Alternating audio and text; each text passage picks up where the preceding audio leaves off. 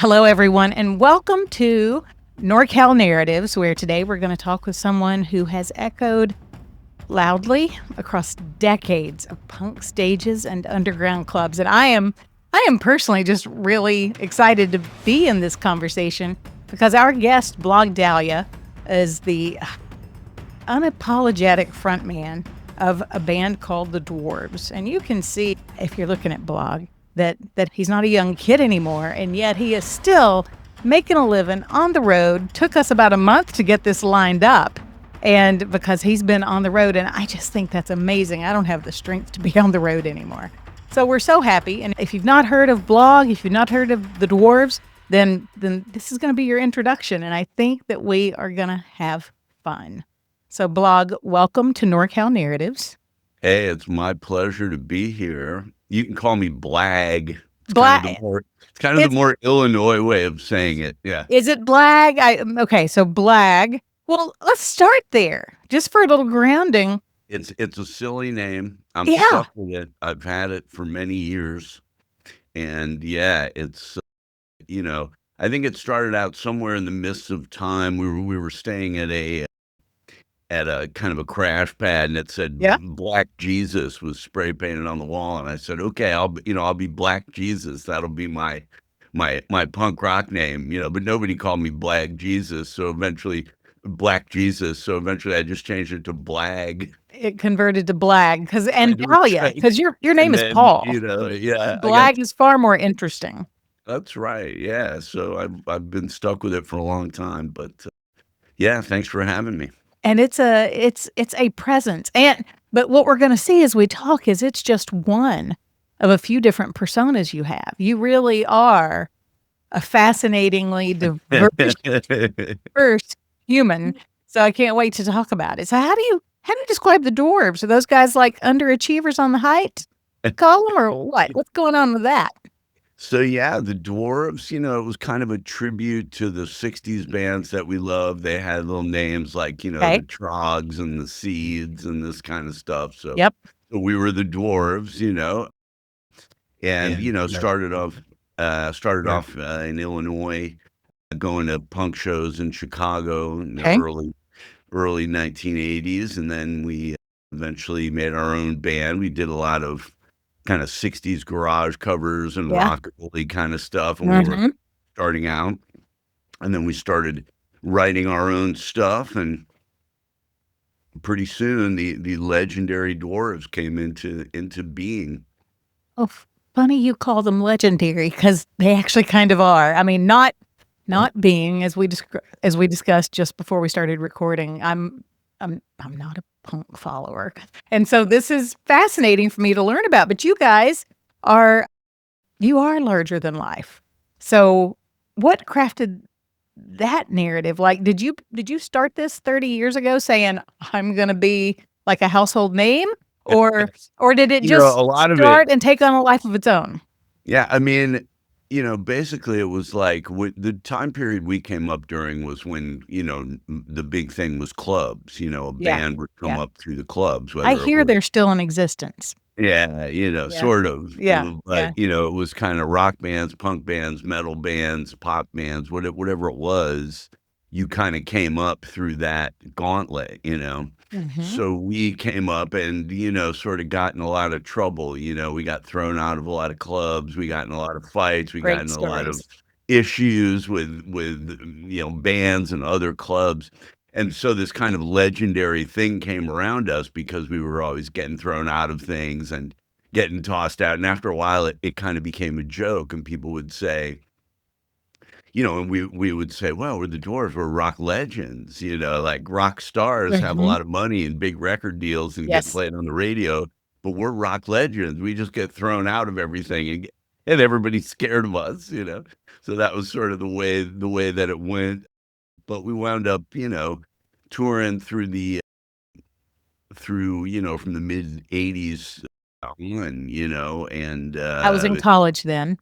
See, so you were coming around about the time the Violent Femmes were having their heyday. That's the only punk band I have on my Apple Music. Well, I love the Violent Femmes. I come from Illinois. They came from Milwaukee, so I got to see them before they were a household name, and they made some great records. I was a big fan, yeah.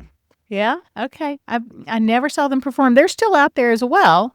So there must be something about the punk genre, the punk audiences that just that keeps people, like, on that stage, similar to the Rolling Stones. I mean, I don't think those guys are gonna ever stop performing. And So there, and maybe it's generational. Maybe it's generational that these guys, this group, this generation just keeps doing their music. So you've built this larger than life character, and you started it, I'm guessing, in your 20s. yeah, or even Is your as a life teen. yours or is your life Blag's?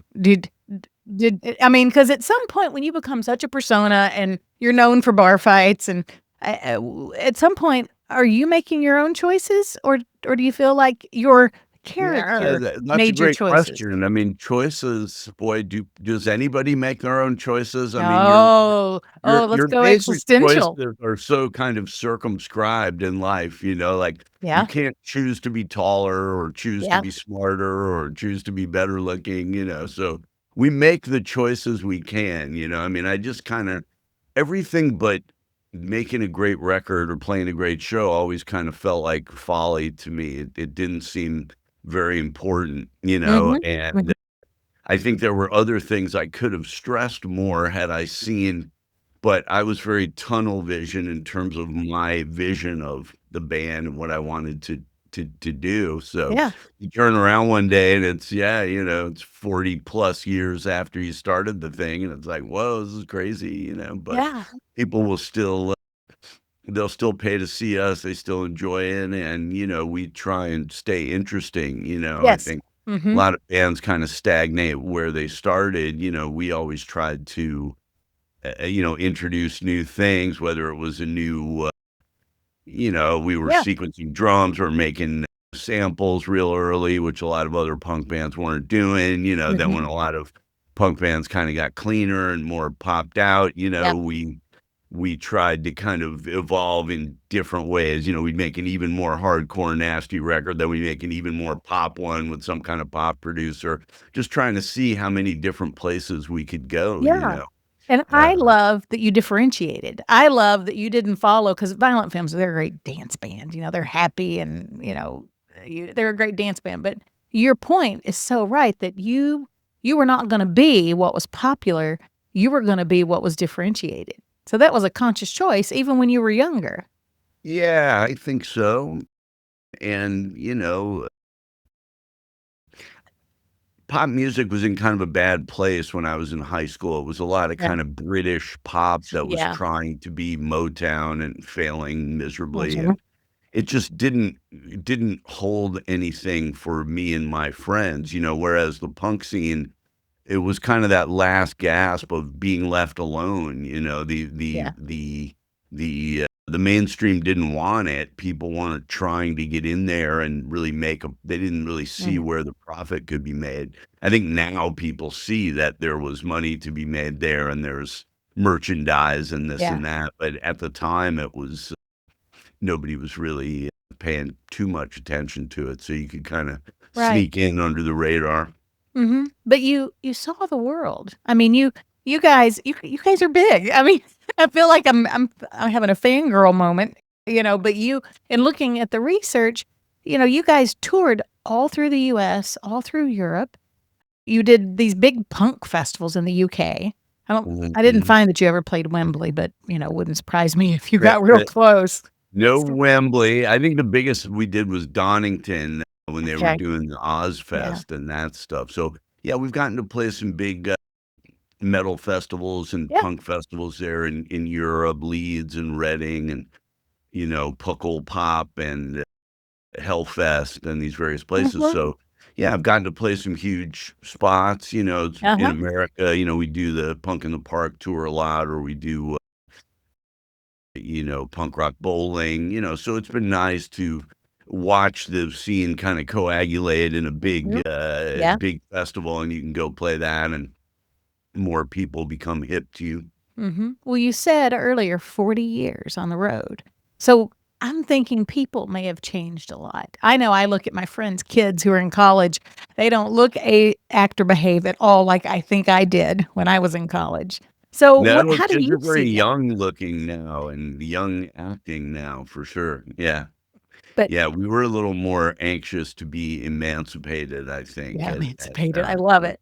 But how Generation X, we were a yeah, little more our yep. parents weren't quite as No, helicoptery with no, our no. upbringing, so I grew up on a farm in Tennessee, so they'd turn me out of the house at like cattle. They'd turn me out of the yeah, house at like 8 a.m. and I'd be on my bike and visiting neighbors and doing all kinds of whatnot until dinner time, supper time. like yeah. So it was a different life than it is now.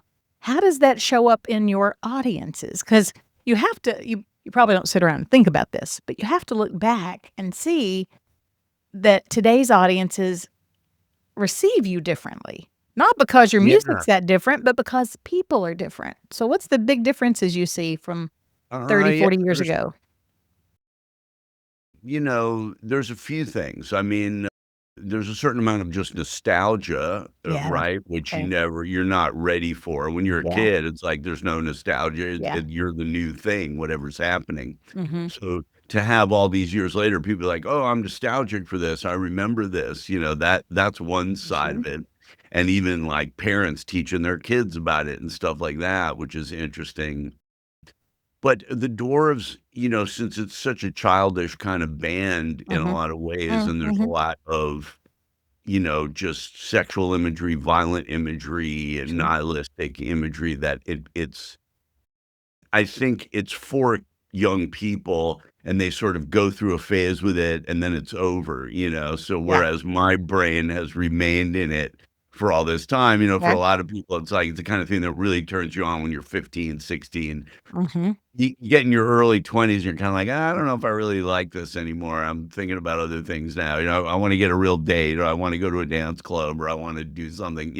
Yeah. So, it's kind of it interfaces with people's mentality at this, like, "I don't give a phase of their Mhm. life, Mhm. and then Mhm. some people stay in that, and most people kind of graduate. Mm. Yeah. Yeah.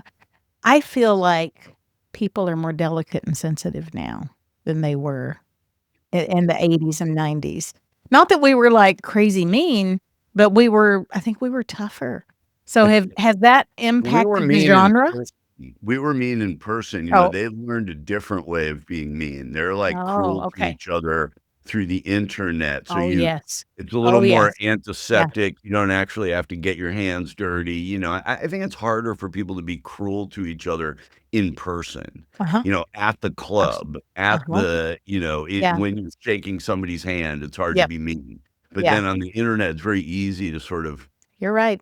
paint an evil picture of other people when you don't have to touch them Yeah. and be part of it. So I think that is definitely something that's happened. Yep. Audiences have Yeah. changed in that way. I think, the sex and drugs elements were much stronger when I Mhm. was a kid, but Yep. that's also because I was a kid and there was a lot more sex and drugs around. And you get Yeah. older and it dries up in different ways. So there's We these we different we find our brains. Yeah. Yeah. yeah, I mean,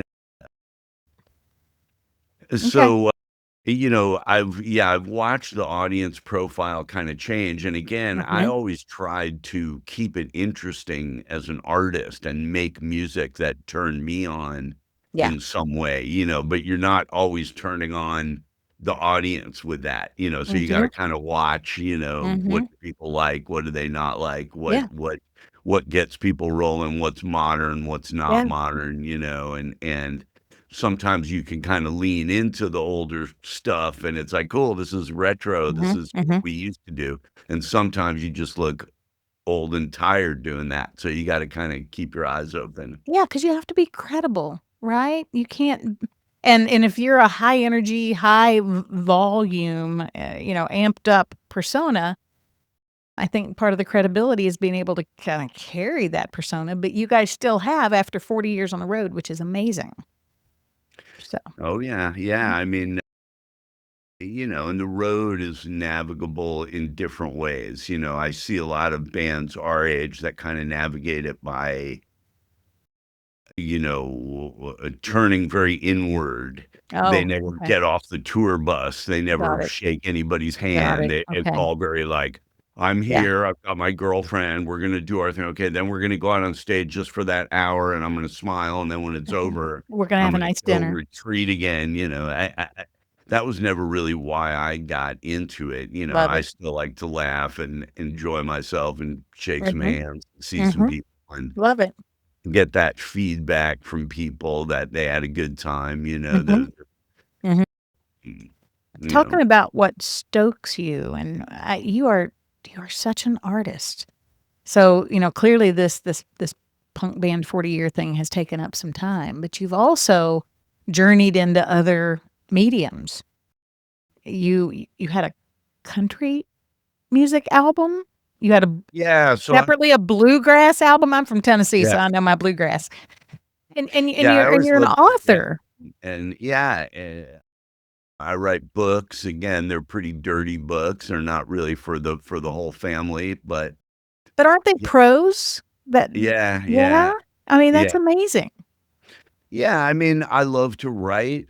I think there's different ways that you can communicate with people. Doing it in a punk band is sort of one way, and it's a Yeah, very the yeah, way we did it was a very kind of id-driven yeah. attack. Yes, yes. It's not sort of music with a lot of air and pleasantry around it. Mm, mhm. But, I've tried to produce other records that were like that. So I have this persona, Ralph Champagne. And with Ralph Champagne, I do more country and lounge kind of things. There's more room to kind of sing and more room to kind of, have an arrangement. And there's just more air in that. In the Dwarf stuff, it's very dense, heavy Mhm, guitar, heavy mhm. drum, fast tempos. It's very, Yeah, I mean, it sort of it's pounding.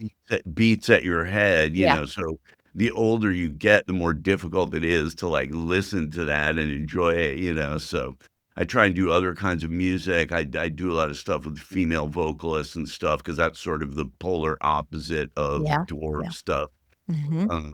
and then, yeah, try and write fiction and keep it funny, and, to me, it's just all different ways of communicating, you know? I agree, I agree. So, because you do this work with, as you've mentioned, with female voices, and you write prose, for God's sake, even if it's, quote, "dirty," it's prose. Do you think that maybe there's a quieter, more introspective side of Paul or Sure, yeah. I Champagne would hope. that is your, like, reprieve from what you typically do on the stage, which is pounding? Yeah, yeah, I mean, and it also depends. I mean, I think there's a lot of kind of Catholic guilt with this stuff, Uh, so people will play punk for a while, and then it's like, "I don't wanna do this anymore, I wanna be a different person," or I'm gonna write a book now, I'm gonna be a mhm, whole different person." But, after a while, it all just kinda became media to me, so it's like mm, the person who you are, you can't get rid of. That's yeah, just you. You're stuck with that. But then you've got these other modes of expression, and you can mhm, express yourself in a way that a 14-year-old would applaud and scream at, or a way that a 50-year-old would applaud and enjoy, yeah, And I think you have to, in your mind as an artist, as you're making these things, you have to keep your path clear and understand what it is you're trying to do. I'm yeah, not trying to get the same mhm, things out of a Ralph Champagne record as I'm trying to mhm, get out of a Dwarves record. So if something mhm, will occur to me to do that would be really funny in the mhm. Dwarves context, I have to remember, oh, I can't really do that with this because people won't take the joke the same way. You can Right, make very offensive jokes in the Dwarves that mhm, have a certain scenario. Everyone's dying, everyone's being murdered, everyone's on drugs, and then when you're writing a book, you more have to take on different characters' personas, and to mhm, tell the story right, mhm. you can't just have this one-dimensional pounding over the head with it. So Right, that's what's right. been interesting about kinda having different scenarios, Different personas yeah. of how you show up and still communicate with people. So, it is clear, you've mentioned it a couple of times, but the research was clear that some of what the dwarves do is controversial, sensational, angry even. So in today's climate, we mentioned things have like, settled down, they're a little more careful. But do you see that work that you guys do from the Dwarves side? Do you think that's a commentary on extremism and bad behavior? Or is it just who you were at the time and you carried forward that kind of persona people Oh, expected from the I think band? it's all of the above. I mean, to Okay. me, it was always a funny thing, and you either got the joke or you didn't. At the Yes. same time, Yes. a lot of times when people thought we were just joking, it was like, "Nope, we weren't joking about that, you Mhm. can't f with us, we're gonna Mhm. get you," so Mhm. it was like, I think my concern was always making great art that I Yeah. enjoyed Yeah. and trying to just pay my bills so that I could make that art. Fair. And so, we got left out of a lot of things. We got left out of a lot of record deals, a lot of radio play, a lot of Okay. media coverage, a lot of the Dwarves sort of already paid our dues by being so extreme that it was just like, yeah, okay, you guys, ha ha, we get the joke, but you're not invited, you're not included. We're not Because putting you're you on this too far festival. out We're on not the edge playing for here. us. Yeah, you just got left off. And so what's funny is that, I became very hardened to all of that. Okay. And so, as the years went on, funny things happen, right? Because you watch somebody who got a great record deal in the 90s trying to play it safe, be somewhere between Pearl Jam and Candlebox and whatever they were trying to be. And now, that's the biggest moment of their life, and they'll Mhm. never get that back. And they're Mhm. just like, how come nobody cares about what I was doing in 1995? It's like, whereas we had to stay strong, because nobody did care. So it was like, okay, we're going to make records we think are great. We don't care how many copies we sell. We don't care whether the radio thinks this is acceptable. We're going to be happy with doing what we do. And the paradox is people recognize that integrity. Yep. And so when the whole kind of cancellation movement happened, we were kind of immune to it. It's like, what Yeah. what what are you gonna do? Like, I had nudity on the cover of 10 records.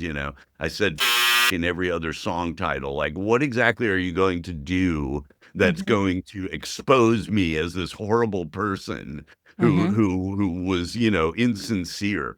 Whereas you look at these other bands who've kind of fallen, Anti-Flag or whatever, Yeah. in Yeah. invariably, it was these bands that had this moral thing. They were always moralizing at you and pointing at you and telling you why you were a sexist or a Mhm. racist or a bad person, and lo and behold, it turned out, oh, those were the people who weren't very morally upright, you know what I mean? And all of a Yeah. sudden they have to run away screaming. They've been canceled, right? They were coming on so moralistic, but oh, it turned out they were shitty people. I think with Mhm. the Dwarves, it was just the opposite. We came on like we have no morals. We don't give it. We're Only not up from here. yeah, we're not trying to be your Mhm. friend. We're not trying to be your moral exemplar. And then, oh, it turned out we were actually pretty cool and we were a Yeah. legitimate underground rock band, and we weren't some corporate thing. We actually did treat people pretty well, and everything was Mhm. actually pretty good. So, Yeah. it's like that. That sort of sweet revenge. A lot of people who I had to watch vault past me in the '80s and the '90s are still struggling because they never quite figured out, how to make a T-shirt without their manager doing it for them, and how to get a record Mhm. out to people without their PR team doing it for them. But all those things go away. You lose the PR team, you lose the management, you lose that stuff. And Yeah. so, you know, we're proud to still be here. I still go out and Yeah. play music You with should with be. my friends. I Mhm. still have a good time playing music with my friends, and people listen to it, and I make a living at it. So I consider myself very fortunate. A very fortunate human. Yeah. I talk with a lot of people that are our age about relevance because I think when you hit your 50s, most of us, not you maybe, but most of us are starting life's changing, how people look at us changes. So how do Yeah, you girls just look right through me now, you know? instead of clawing their way to the stage, right. That's So right. You go to the gym and there's a bunch of college chicks, they're just looking right through you, yeah, you go to the yeah, supermarket, you don't even register anymore. yeah, yeah. So how do you look at relevance other than those chicks that don't know any better? They will grow up one day. But what do you think relevance is about? Is it about staying consistent or is it about, like, finding new ways to shift or grow? Grow more than shift. You are so authentic and true to yourself. I don't think you shift, but I think you do Yeah, grow. I think there's 2 ways of looking at it. Okay. One is the sort of universal way, Mhm, does any of this matter in the context of, love and mhm, family mm, and, moral virtue, and I mhm, think the answer mhm. is no, it doesn't matter. And then there's the level on which it's like, well, what about just making people wanna wake up and face the day? What about making a song that just makes you happy that day? What about Mhm. painting a picture that just made somebody smile, And I think in that way, it's the most important things that people do, So I think in that way, it's just eternally relevant. Whereas commercially, it has no relevance or importance at Yeah. all. Yeah. I love it. So you have to kind of, be schizophrenic in that way and Mhm, understand both sides of it, mhm. it the time when I was gonna sell out Madison Square Garden or have the number 1 song on terrestrial radio, Mhm, those things are over, and mhm. so the people who were struggling with that when they were 20 and Yeah. really that was important to them, Mhm. I think they have a problem with their relevance, My stuff is more like, I'm making a cool underground album for the couple thousand people that are gonna understand it, Yeah. Yeah. That and identify with it. that's what I'm doing, Mhm, so if that's what you're doing, then you can be infinitely relevant within that context, you know what I mhm. mean? I For do. those 5,000 people, it means everything. For the other 8 billion people, it means nothing, Yep. and that's just sort of where it's at. Yeah. So so who are you off stage? Like, what would surprise people about, like, music or moments, that, your closest fans would go, "Oh god, no." I mean, Barry Manilow? Really? Yeah. What would Yeah, my surprise guilty people? pleasures in music. Well, for a start, I was raised in musical theater. I never got a part or anything, but for Like me, Broadway yeah, I mean, my favorite stuff show is tunes? Guys and Dolls and The Music Oh, that Man, and is surprising. I like, the cornier the musical, the better. And when it comes to, old music, I like old pop music from the Yeah. 20s and 30s, Yeah. jazz and blues and country, like just old records that people would not associate with me at all Mhm. because they're easy on my brain. They don't pound at me like the music that Yep. I make. Yep. Um, so that would probably sort of surprise people. And then just, the boring things that I find interesting, I find it interesting. Like, my band has no political side to it, whereas a lot of other bands do, but I actually find politics interesting and read about it and think about it. I just don't I just don't associate that with what Yeah. I do. Yeah. And so again, there's a lot of kind of schizophrenia involved with it. There's a lot of Mhm. compartmentalizing and putting stuff here, the kind of stuff I want, I was never very interested in family stuff, but Mhm. now I'm old and putting together my family, and Yeah. so it's different, Yeah. now that stuff is really interesting to me, whereas for most of the years that other people were doing that stuff, it was like, yeah, I have no interest in that. I'm not going to do any of that, Yeah. so it's, I think you can't I think also with a lot of people in music or the arts, they take their image seriously, whereas to Yeah. me, the Yeah. image is humorous, and that's the fun, and then the actual person is there. If you wanna get to know that person, you can, but it's Mhm. not as fun. Mhm. I admitted that I wasn't a big music person at the beginning of this. And so I don't know. Do you guys like change your identities on stage? I was a big Kiss fan when I was a kid. Right. And I mean, you remember those guys were in full makeup, and it was like this national phenomenon about, oh, Right. who are they really? You know, Yeah. Their real names. Or no, they had kind of stage I think names, they I had guess. stagey names because Yeah. one was somebody Star, you know, yeah. So anyway, Right. Yeah, that's right. I forgot Gene Gene Simmons was Simmons. Gene definitely an Simmons has done old. very well as a business person, Yeah, post music. Gene Simmons was the name of an old, movie star from the '40s, a Uh, female, I actually, didn't know that. and he So they appropriated ripped it. off her name. Yeah, I think he has a very, a sort of He may Jewish be a lean. Paul I as think he's well. pretty There's a Israel. Paul in the Kiss lineup. Yeah, But the Paul Stanley, thank again, you. I think his name is, like, Paul Stanley something Jewish, you know? It was kind Yeah, of yeah, the thing. yeah, yeah, Him I and love it. Gene were kind of these, they had this vision, yeah. Mhm. Yeah, I mean, it's So do you guys change your identity on stage? Or or are you, because you're very theatrical in what your album covers and the words that you use in your music are meant to elicit responses. oh, When you yeah, get yeah. on stage, I are mean, you I just in think so, T-shirts sure. and board shorts?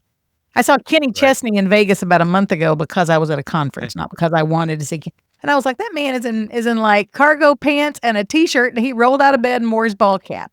To him, that feels very legit. Like, this Yeah. is the real me, Yeah. whereas a lot of times with artists like that, right, the Mhm. people who are doing all the stuff are their management so that they can then sit around and be like, "Hey, this is just me," and it's Right, like, "Yeah, right, right, well, you right, tell your right. management what to do to Mhm, make mhm. you appear larger than life," and then it's like, "But this is just me, I'm just a regular guy." Yeah, get me on my tractor. Yeah, Right. exactly.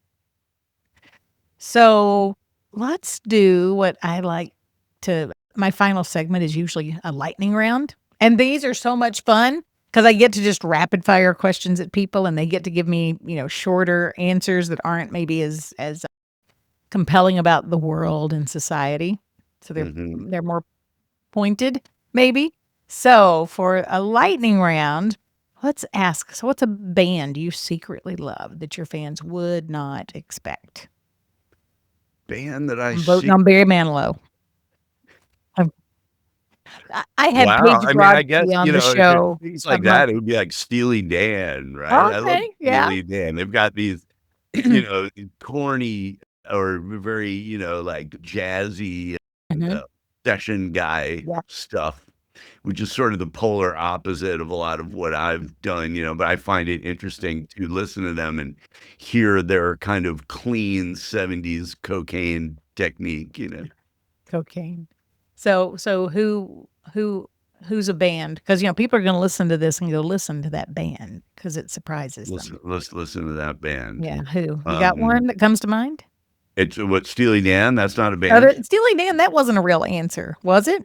Yeah, Oh, jeez, yeah, okay, I so thought. Steely Dan people, go see Steely Dan. I was expecting something less commercial from you, so No, that's the good. point, Okay, right? That's my guilty pleasure. well, I'm fine with the commercial, it's good, fine. good, I love it, Bother fine. me. So punk has been around how long has punk been around? 50 years? If you've been doing it 40? It depends where you trace the beginning of it. I trace Okay, the beginning of it to the mid-60s where the bands okay, like Seeds and the 13th Floor Elevators and these yeah, obscure, like, '60s garage yeah, bands. To yeah, me, that's where punk starts with the wow, Sonics and that kind of stuff. mhm, Then, of course, you get to, like, late '60s where you get, like, the Stooges and then yeah, early '70s with bands like the Sex or the New York Dolls and stuff like okay, that. I think modern punk kinda starts with the Ramones in the okay, mid-70s, yeah, I've heard of so some of these, I'm excited, yeah, okay, yeah. good. Well, so, clearly, people who started with the genre are aging out in some way. So, if punk had a retirement village, what would you name it?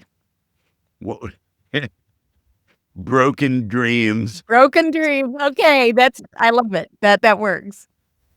So, we've talked about Broken album Dreams covers. Army Garage, yeah. Yeah, we've talked about art and album covers, and and how your music is somewhat controversial. So, and you said you had 10 albums with nudity on the cover. Yeah, there's probably maybe 20 records total, and Yeah. at least half of them have nudity on the cover. So I like looking at attractive females. That was always my thing. I mhm. figured, why would you wanna look at a picture of me when you could look at a picture of an attractive female? Or that famous Nirvana cover with the little boy swimming in the pool like a toddler, you remember Right. that one? Yeah, yeah. Well, that says more about them that it's a little boy, but I won't get into That to Nirvana's habits, I was in grad school when Kurt passed away, so, yeah, Yeah, that was we the played with band of them. Hmm? We played with Nirvana, 1991. Wow, and that would have been about the time I was headed to grad school, so amazing. So, if you could redo just one of those album covers, which one would you redo and why? Oh, boy.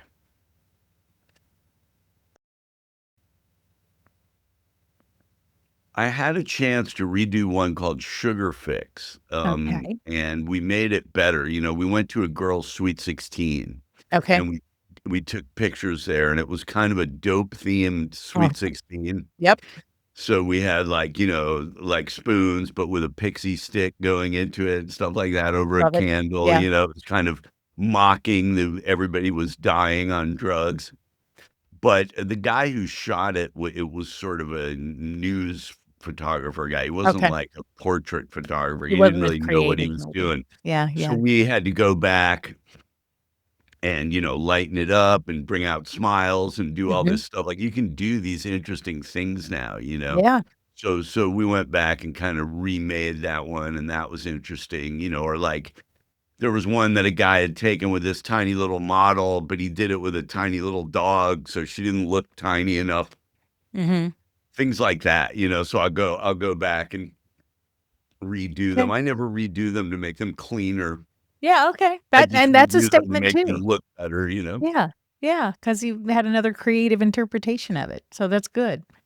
That's So, it. a lot of people are prima donnas. I work less with bands and more with speakers, so I've known people who absolutely have to have Diet Mountain Dew backstage. They have some little thing that's their, like, must have. You're So correct. what's your must have backstage? A toilet. God, you Get are me easy. a You are toilet. so Get easy. Can I me come 2 support you? toilets. Yeah.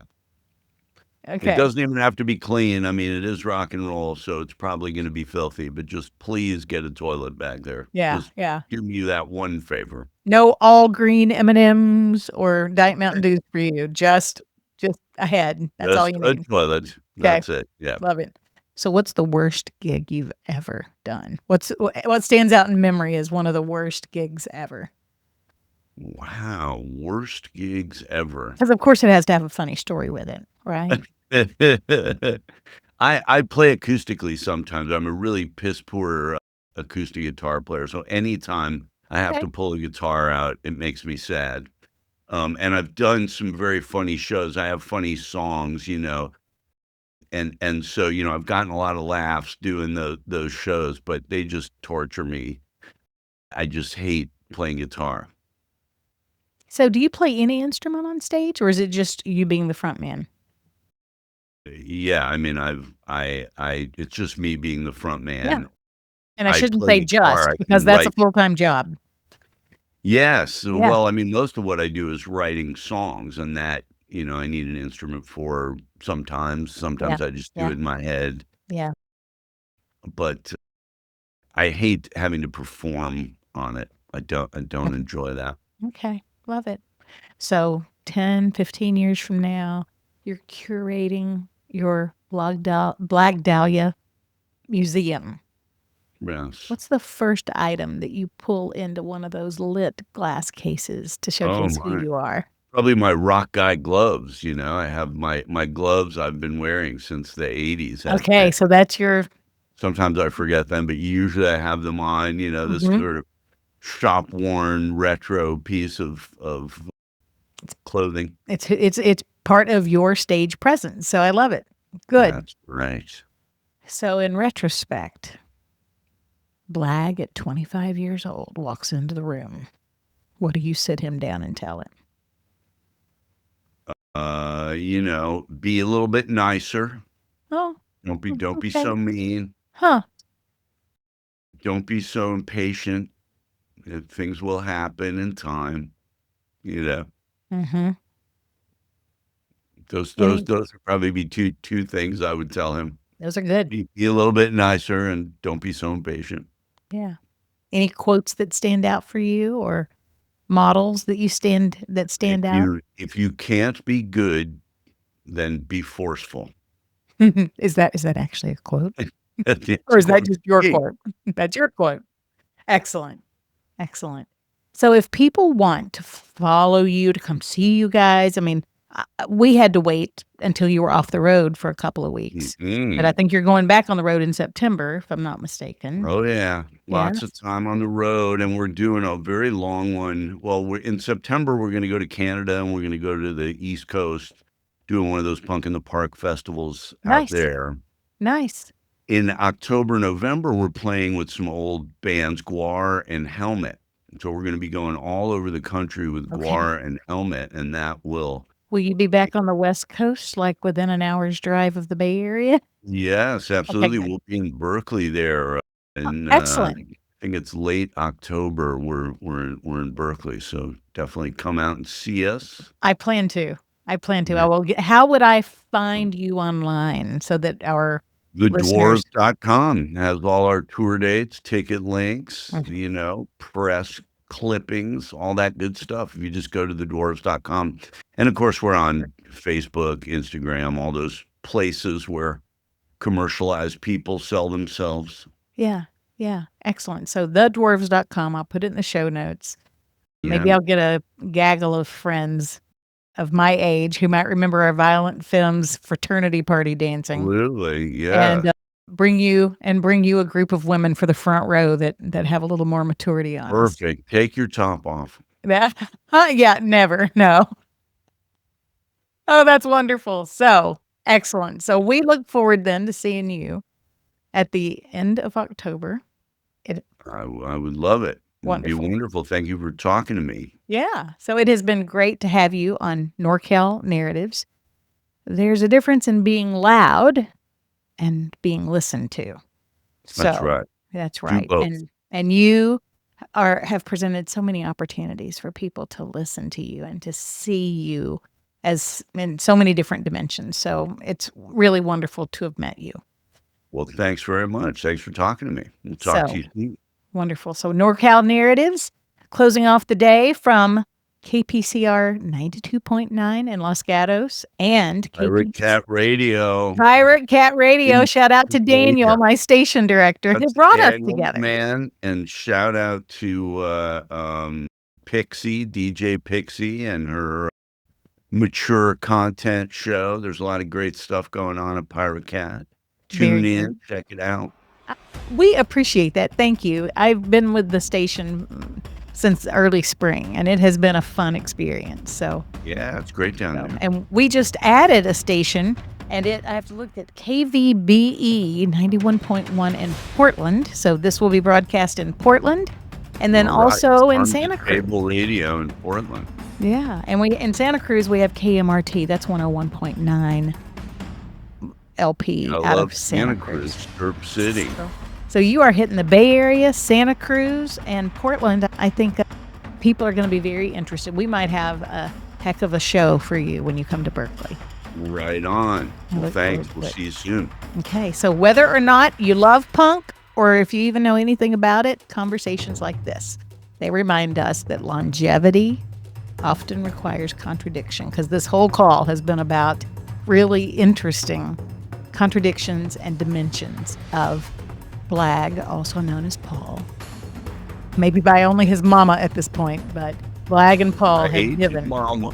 into the world. So, and maybe that's the most rebellious thing of all, is that you have shown people so many different things to think about in the different ways that you show up.